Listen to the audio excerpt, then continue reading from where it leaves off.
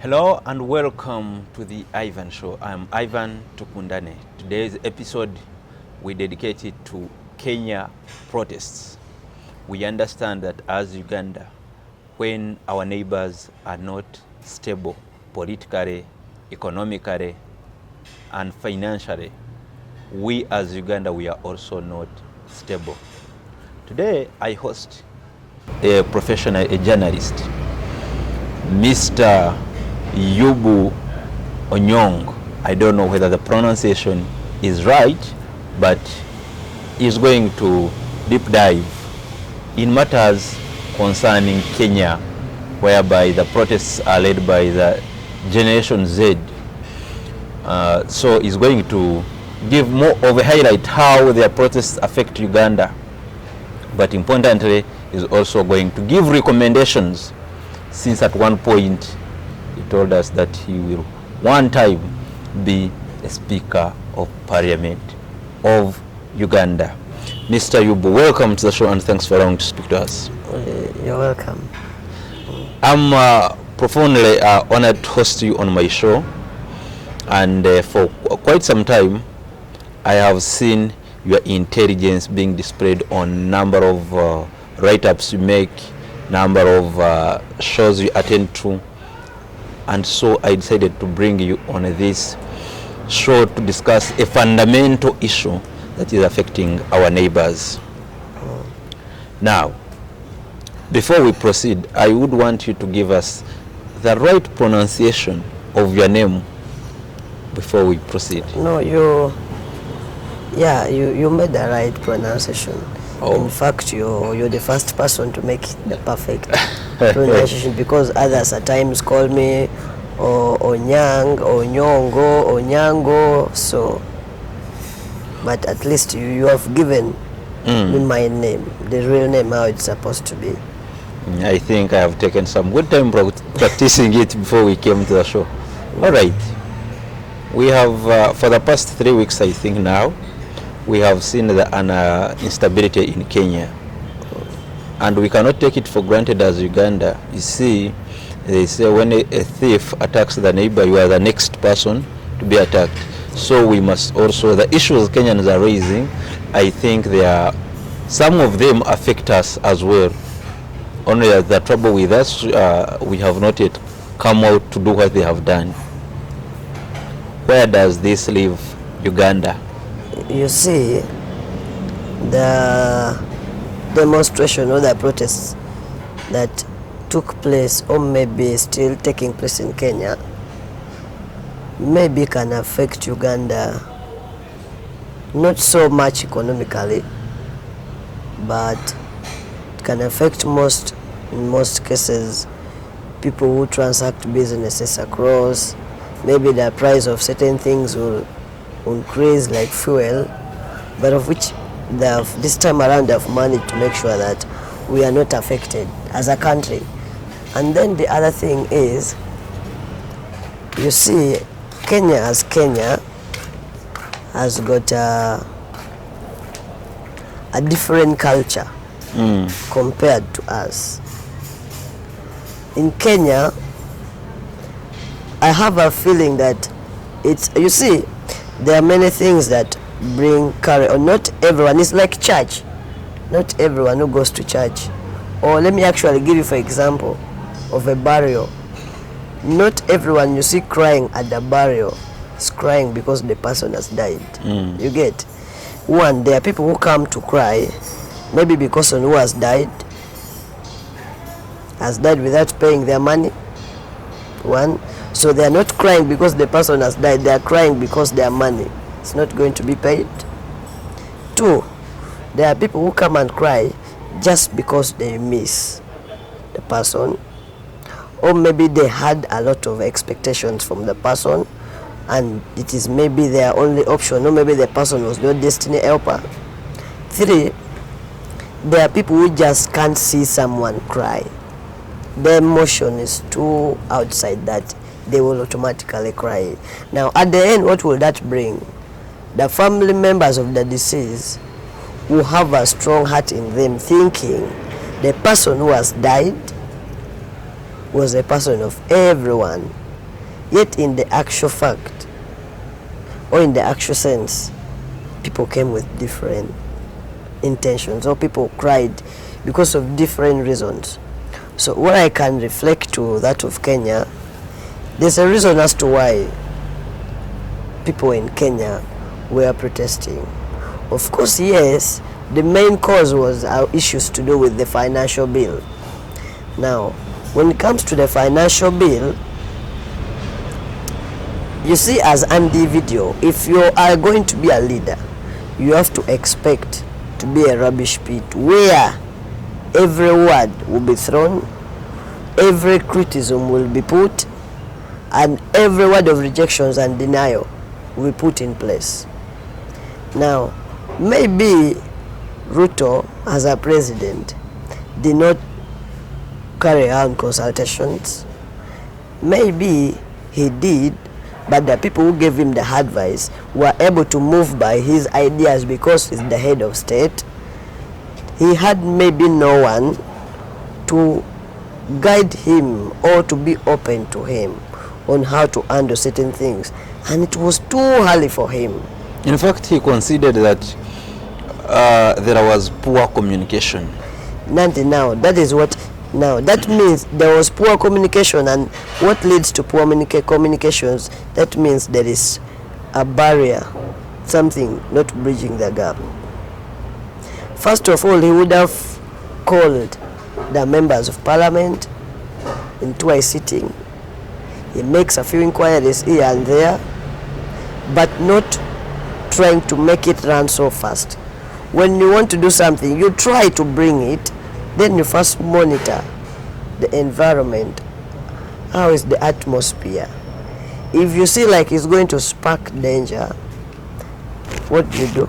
You pull down. Not so. Now when you pull down, then the other thing is, I think the leaders of Kenya tried their level best, but they did not learn from the past demonstration. They have failed to understand the kind of people they are leading. They don't know the capacity of the youth. Maybe they don't know the population of the youth. Maybe they don't know the problems, the challenges facing the youth. And maybe they don't know the categories or the activities the youth are doing. Because, you see, there is a terminology that says, the dog that you feed will one time bite you. The car you drive can kill you. Each and every time you enter a car, you should consider yourself inside the coffin, because that can be your final destination. So what do I mean by that? Ruto would have tried his level best to engage more. You see, when you get on top, you don't familiarize with the people you lead, because not everyone voted you. First of all, when they vote you, you don't know whether this one has voted you or not, because it is a secret ballot. You don't know, so you mind the actions you take in certain things. So now, why I think the challenge, where the challenge came from, the financial bill, according to the information I got, that one, it was going to be like the car you drive, you have to pay tax for it. The house you're going to stay, you have to pay tax for it. Your business, you have to pay tax for it. Are you getting that point? Now, leave out that if you go to the shop to buy something, it is taxed. Now tell me, how will someone down there who cannot even eat or struggles to eat manage to pay the tax? That would be good to bring development. However, there is no development that comes without destruction. Right now, for example, in Uganda, we need good roads. How many people are suffering? Very many people.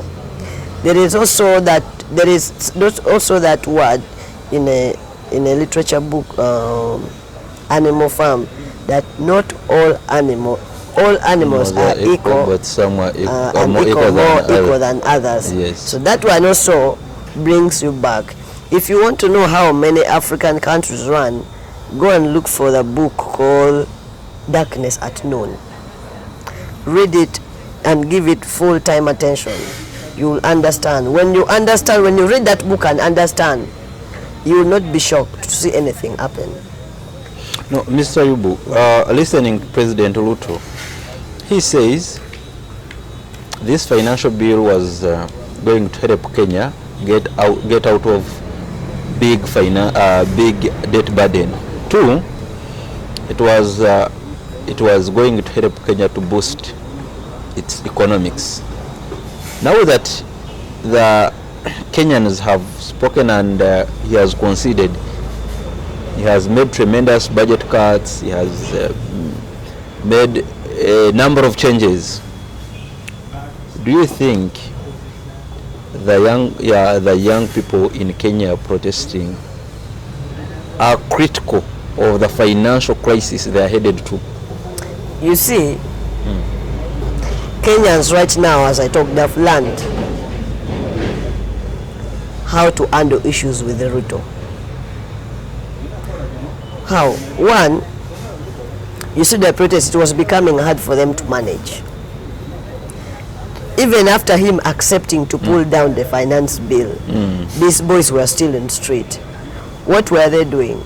They were That's looting. the question, yes. Are you seeing? They were looting, they were breaking people's cars, they were causing more destructions. That means whatever was happening was no longer a demonstration. And if they were not careful, that would be how that government or that country would be. Because now I tried to look at the videos. First of all, security is doing good to relate with the community. That is the first thing that Ruto would have done, to look at. Because now the immediate thing, something that could bridge the gap between him, the state, and the common, was the security. And that was the police. How? The mere fact that police were able to work and combine with security, with the local people, that's a sign that there is good relationship between security and the community. Yes. Now, how would he do it? Who would have found a way of handling? Because now, by the way, what I saw, the police, how they were handling those issues, they couldn't stop. By the time you're able to spread tear gas and no one is bothered,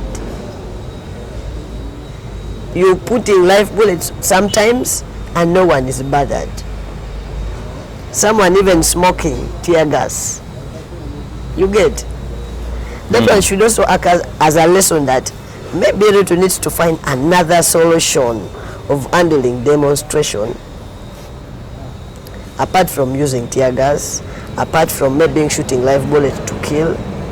He needs to find ways of handling. That is a family affair. He needs to find ways of handling. Otherwise, it is going to be very hard for him to run his government. But again, you ask yourself, President Ruto conceded and dropped the financial bill. Why are these young people continuing to protest? One, of course now, they were crying of lack of employment. And the easiest access for them to get what they wanted was to do the looting. And that was the only chance left for them. So and it was becoming a daily cake for them. Wake up in the morning, you saw those ones, those were chewing mirror. These boys who are always on street, we have them everywhere, even in Kampala. Even if you go to the US, you will find them. Now those are jobless people. You get? These are people who don't have what to do. They are looking for opportunity to have something. They are looking for opportunity to dress like you. That is why you see them jacking people's clothes. They are looking for opportunity to eat well. That is why you see them storming restaurants. You get? Now, if you want to know that you are not liked, you be the person who owns the most expensive car in a community. No one will like you, even those who own cars but cheaper than yours. They will see you like you're a show-off when you're trying to chase your dream. So there are things that before you do, you need to consider. So the youth of Kenya have already known that, first of all, the demonstration had come out of hand. They couldn't control. Even after Ruto pulling out the financial bill, now they need their next move was Ruto must what? Go. You get? Now that means, since I told you at first that not everyone voted you And for Ruto, it was very tight. I think it was there around 51. Now let me tell you something. There is issues to do with tribe in Kenya. Now, that means if you were to do your analyzation properly, you're going to find out the majority of the people demonstrating don't belong to Ruto's tribe. You get? To Ruto's tribe. Now, that was also another point of them. That some protested because they hate Ruto. Yes. By tribe. Now, you remember a time Ruto traveled to the US when they went on a chartered a private plane to move. That one annoyed. And he made a mistake there. You can't charter and go and then come back and put a financial bill immediately after doing a return. Of course, people will think you're working under influence. True. You see these white people, I'm biased about them. First of all, they brought education to Africa. But now they're the ones who act like people who are not educated. Provided it serves their interests, for them they have no problem. We are not here to serve their interest. First of all, they made us look bad. Nowadays, everyone on earth thinks Jesus was a white and Satan is a black. In all the movies you watch, you'll find that at least Satan is meant to be a black and Jesus is meant to be a white. Why? You understand that? Yeah. Go to churches, you will not see a black Jesus. If you see a black Jesus, they will say this church belongs to evil. Are you seeing? Now, put that aside. You see, the whites are very, very cunning people. What they did, one, they have managed to influence to make us believe that they are the superpowers. First of all, the kind of wars they have there, it's not the kind of wars we have in Africa. They don't have forest. Here we do in forest. You get? Now, how? When you're watching movies, those days you can hear America and Vietnam. It's a movie. That is how they've managed to manipulate us. Of course, automatically in a movie you'll see Americans will win. Are you seeing? As a growing child, you always grow knowing that all the movies you have watched, you will think Americans are winners. As you go, it will be packed in your mind that Americans are the what? Superpowers. Now, put that aside. I've given you two examples. Making Jesus be a white. I don't have a problem whether Jesus is a white, but trying to manipulate people to make us look like we are less important. I've given you that. Then look at movies. Now, put aside. Now, I'm giving examples of America. Americans always claims they give us aid, right? How many people apply for American visas in a day and don't get? Very many. You can find, for example, let's give estimate of in a week, 900 people apply for the visa. And how much is a visa fee? It's like 650 to 700. A non-refundable fee. Now, out of the 900 in a week, if you calculate all that money, how much will it be? Now, that is in a week. Now, out of the 900 people who have applied for visa, you're going to find that only 50 to 90 has gotten the visa. So that means they have collected money from Africans or from a particular country and they have taken. That is in a week. Now, calculate that money, multiply it times 4 weeks to make a month. Now, put it times 360 days to make a month. And that money, if you turn into dollars, they will bring back the money they've collected to us, back to us in terms of aid. Then that's robbing in a weird way. Kenyans were angry about Ruto because he made a visit to America. Immediately from America, the finance bill. So it's as if he was programmed to bring the finance bill. Exactly. Now, when you look at the strategies he has tried to use to curb down the protests, in my view, when you look at how he's engaging Kenyans, I feel he has used all the platforms to solve or to answer the unanswered questions to Kenyans. One thing I know about media, media is good. Media is the fastest way to send information to people. But I would suggest, or I would advise, Ruto would have not used this moment to get to the media. And is even now going on social media. Right now, people still have the hunger. You can't come out and speak. Because if the protest is still going on and you're coming in to speak, you're giving out your weaknesses. That this is your weak point. That is why after him pulling the finance bill, people are still in street, because they know if we go on street, he will come and remove this. If we go on street, he will come and do this. He made a strategic mistake. You see, that was the person who advised him that. If he was really advised or not, because personally I think Ruto is a very good person. He has the kind heart. You see, if you're ready to stand to say that's truth, you should be ready to stand alone. And that is where Ruto is. You get? Because now what I see, even if Ruto resigns right now, he can't live in Kenya. He can't. What he needs to do right now is to find the possible ways of settling every Kenyan. Anything, let him look at the past government, the mistakes they've made. Let him make sure he does not make them. And he fix those mistakes for him to run his country perfectly. To what extent has this digital activism influenced what is happening in Kenya? Because you see, social media has taken off these unemployed youth, but in response, the president is again yesterday Friday, he was having a Twitter engagement with Kenyans. I don't know if our president can do that. I just don't know. You see, this is what is supposed to be done. You see how our president does it. You don't go on social media to engage a one-on-one discussion. For them, they know who they are speaking to, what you're capable of doing, who you are. They even already know your weak point, but you don't know who you're speaking to. But I think as a leader, that's one of the ways to reach people. You use all various means. Yes, but this was the wrong time. Because people have anger. Anyone can tell you any word. Someone will tell you a word to the level that you can't control yourself, and you're going to speak a word that they don't want to hear, and the next hour they are in the street.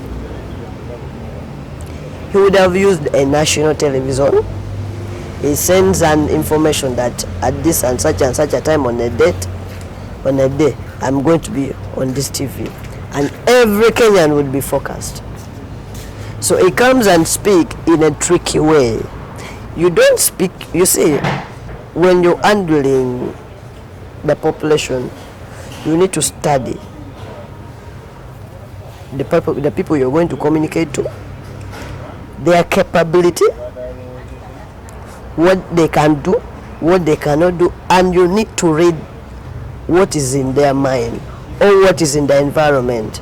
So by that time, you don't speak what you have in your heart. Speak to them what they want to hear. Even if we are not going to implement you speak to them what they want to hear, to calm the situation. You can't go and speak your heart. They don't want to know what is in your heart. You get? You see, controlling a country, you don't rule with your, because you can be a president, but of course, if you're a president, take away the security, can you beat someone? No. You can't. So you need to do something that when you're out of that office, your life is safe. And your family is safe. Your children are not affected by your behavior or characters.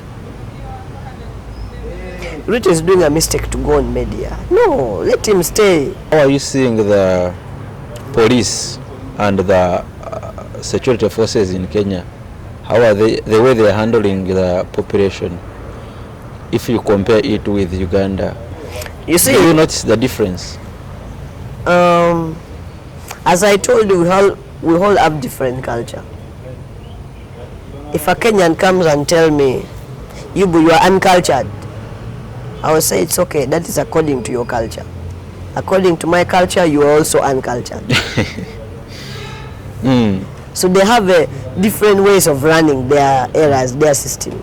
The way Ruto is running Kenya is the way is different from the way Museveni is running Uganda, is the way from the way Salva Kiir is running South Sudan. You understand? Some members in public say Ruto is in a system that has been running Kenya. But in Uganda, we are in a military government where someone went to bush and captured power. No, but you see now, when you say a military government, I don't Not understand. Me. Now, when people say this is a military government, I don't understand. I'm not saying in support. Me, I don't have a party. I don't support a personality. I support the system that is on. And I go by what is there. First of all, me, I was born in this regime. I studied in this regime. You get? And I'm working in this regime.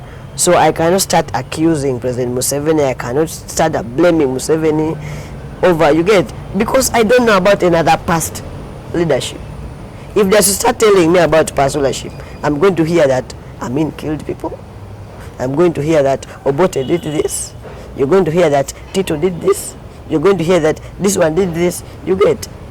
So at the end, you're going to find out that first of all, as a country, we are as citizens of Uganda, where government will not pick food and bring on your table. That is why every day you wake up and you go to hustle. You make your money, come and eat. You get? So government has never put food in anybody's table.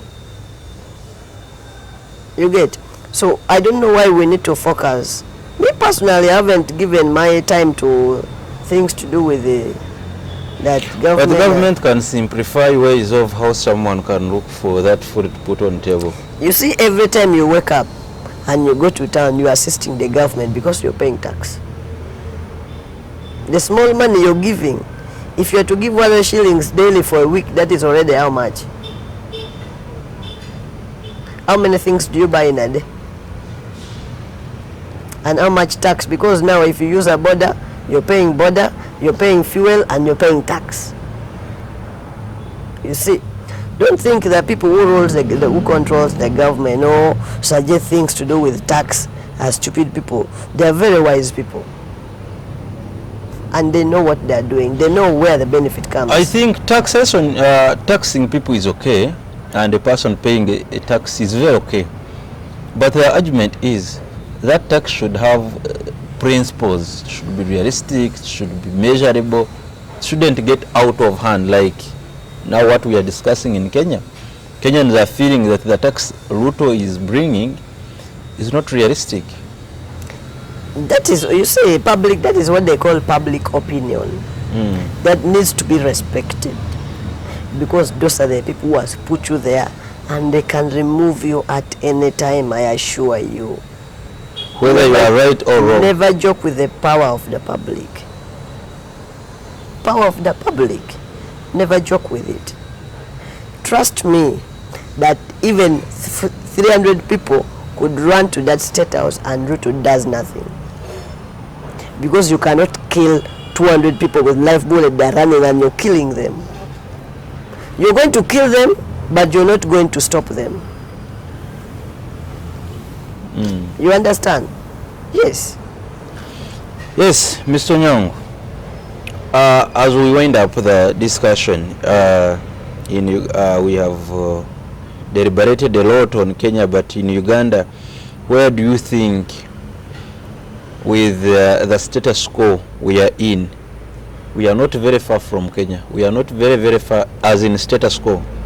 The difference is, as we have not yet gone to streets, what do you think, where does this leave us as a country? For us, I know as a country, Kenyans are Kenyans. Ugandans, we are Ugandans.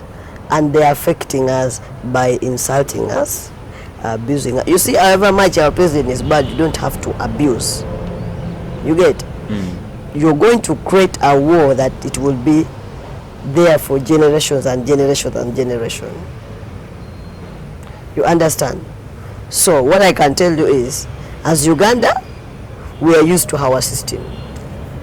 We are used to our system. Mr. Yubu, when we come to our country, Uganda, why is it that President Museveni, our president, continues to appoint old people in positions of the youth. For example, the Minister for Youth. You find youth are being governed by old people who don't know the problems of the youth. Now, when it comes to appointment, the Constitution gives the president authority to appoint state ministers. Now, I think where the president needs to make adjustment is in places like appointing Minister for Youth,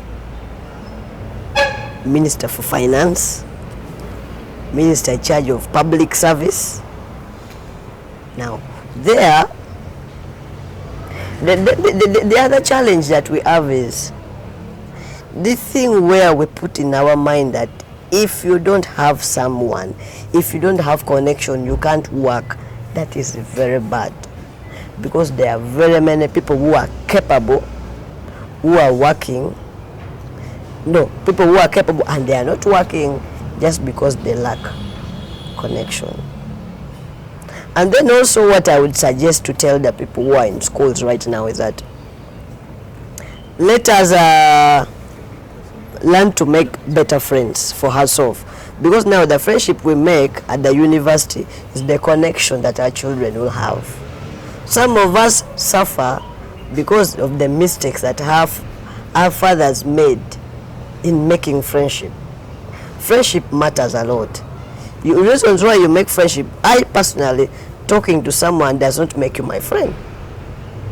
A friend is someone who needs help from you and you need help from Friend in need them. is a friend indeed. A friend in need is a friend indeed, exactly. So now, I think when appointing Minister for Youth, one, the positions that the president needs to be very careful. One, when he's appointing presidential advisors, let him appoint the youth, one of the youth, to be a presidential advisor on youth affairs.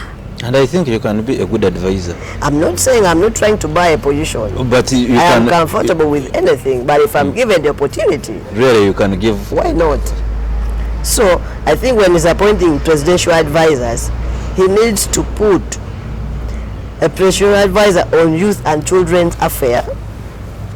He needs to put a presidential advisor on public service. That is someone who knows what the youth can go through. Then when he's appointing Minister for Youth, you can't put a Minister for Youth to be somebody's grandfather. That origin ended. You get? So we are in a new era. We're in a new era. Now, I personally have never made a personal engagement with the Minister for Youth. I'm a youth. In my village, Minister for Youth has never stepped there. I sing. So tell me, what is the Minister for Youth doing? It becomes very hard because he is not reverberating with the issues of the youth. Exactly. Youth have different challenges. You first of all need to know why someone is not working. You need to know, because you see, there are very many jobs opportunities. The problems of Ugandans, I see people working on roads. It's not the roads, it's employment.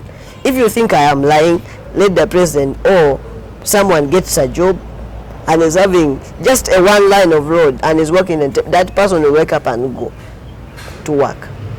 But however much you make good roads and there is no job, where will I go? That's what I was telling you about corruption. You see? Where will I go? Mr. Yubu, if we come and talk about the issue of technical people, you see there are a lot of governments, not only in Uganda, governments are run by technical people. But now in Uganda we have seen majority of people crying. They have written letters to meet the president, they have written letters to meet the ministers, but they have been unsuccessful. What's wrong? Now, what I can tell you, all the political leaders we have in the country wants to meet the people. There is nothing they love more than meeting the people, I assure you. Now the challenge comes to the technical people, and I send this strongly to the technical people. People have issues out. Not everyone who is coming to meet the boss wants money. People have issues. Not everyone who is coming, first of all, you're already earning, you're already working. Why should you block someone? And in any case, even if they need money, where do you get the roles as a technical person? These are the people tarnishing the name of the bosses. I personally work for the bosses. I personally know the issues people, because I have personal engagement with them. There are people who come to me and discuss. I consult with them, or I advise them, and I counsel them. So the challenges that people have in meeting the bosses, I think it's we, the technical team. We need to file. We should not boost. They are one of the people that think they have made it in life. No, that is not making life. First of all, if I work at the ministry, before me there was a ministry. And even after you, there will be ministry. After me, there will be ministry. So you should not use those things. First of all, nothing. What are you gaining after blocking someone? You're blocking. And I can feel your anger now. I can feel. No, not that. It's kind of painful. I'm someone who really love everyone to be happy. I don't like it when someone wants to see someone and you're trying to block them, you keep tossing them, you tell someone come today, then when they come you again say, the boss is too busy, come tomorrow. That person is using their money to come. For you're working, you're driving to office, these are people who are struggling to get there. Someone comes, again you tell them, I'll come tomorrow, again tomorrow when they come, you get. Now you give someone office numbers to call, when they're calling, you don't pick. Those are things that enter people, and people start saying government is bad, when government is not bad. You have heard during State of Nation address, the president is saying, I hear there are people who receive money to see me. Why should you get money from someone to see someone? You're misusing the connection you have with your boss. I think it is a very common vice. Everyone is using it to his or her advantage. Yeah. And then, now, another thing that needs to be done, they need to educate those who write the letters to bring. When someone brings a letter to you and you know that, okay, this issue like this letter has a mistake, you guide the public. You don't wait for someone to come and you keep on piling, archiving them because they have mistakes. Meanwhile, I can tell the people who write letters, if you're writing a letter, the first most important thing that will not give you feedback is wrong address. If you're writing a letter, for example, to the Speaker of Parliament, give the best address to Right Honorable Speaker. Let it be organized. If you have written a letter, put your contact and sign against it. If you write a letter and you're forgotten to sign, really, get your letter received. So that such that when you're following up, you have the evidence that it was received. So that you don't come out and say you didn't get response, you get. But what I can assure you, like, I'm saying this not in support of anyone, not in support of a personality. I personally, I can agree with you that Anita Mo, that woman really, really helps people. I am telling you too, she really, if you see people that woman helps in a day, not any rich man in Uganda can. But the media will only show the bad part of someone. They will not show the good part. And I need to tell Ugandans that before we talk, because I see people who talk, they talk out, then they are the same people tomorrow, they need help from a particular person. We need to just learn to be real to ourselves. Let us serve the interest of ourselves, but we should learn to respect others. Because these are the leaders that are voted by their people. You get? So, before you claim that someone has not, or the office has not responded to you, look through your letter. Did you address it well? Did you sign your letter? Okay, if the boss responds, how shall we get back to you? Your contact is not there. To me, I don't know about others. I can't speak on behalf of others. To me, as me, since I told you I don't over-focus on things to do with government, I focus in my future and I chase my dream, I am okay the way I am.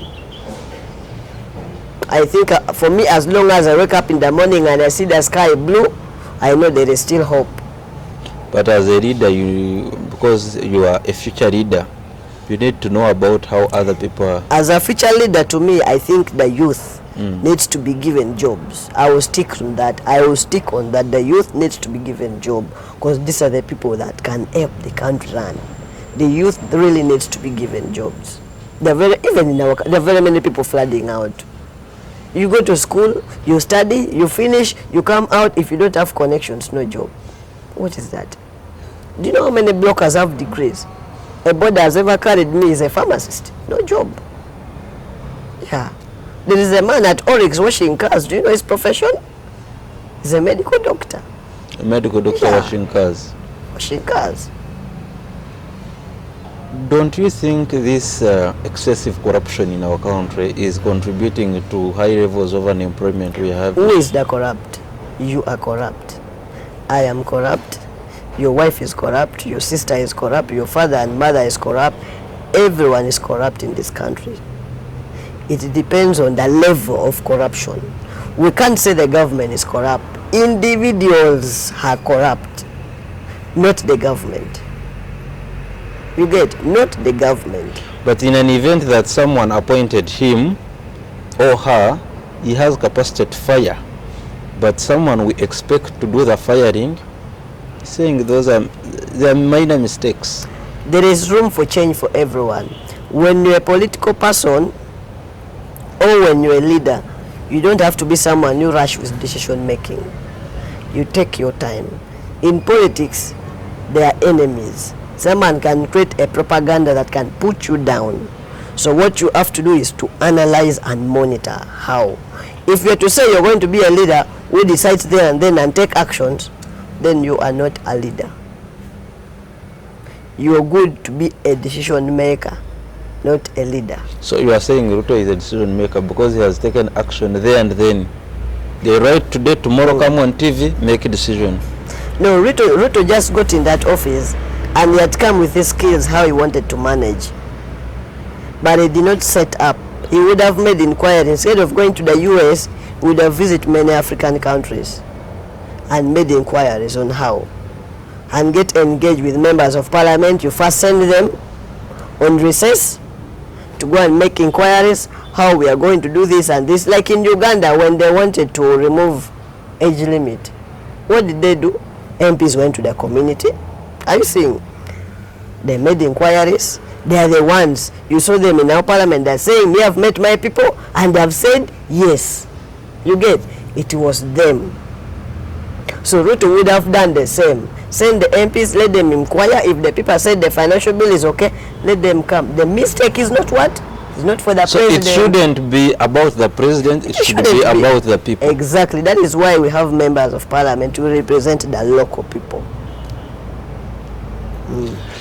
Thank you so much. Give us your parting shots, Mr. Yubu, and I like the discussion. At least you have been very fair and very neutral in your discussion. Give us your parting shots as we finish the discussion. To me, what I can say to the youth is, let's harmonize ourselves. Let's prepare. In the next 30 to 35 years or 20 from now, these old people won't be there.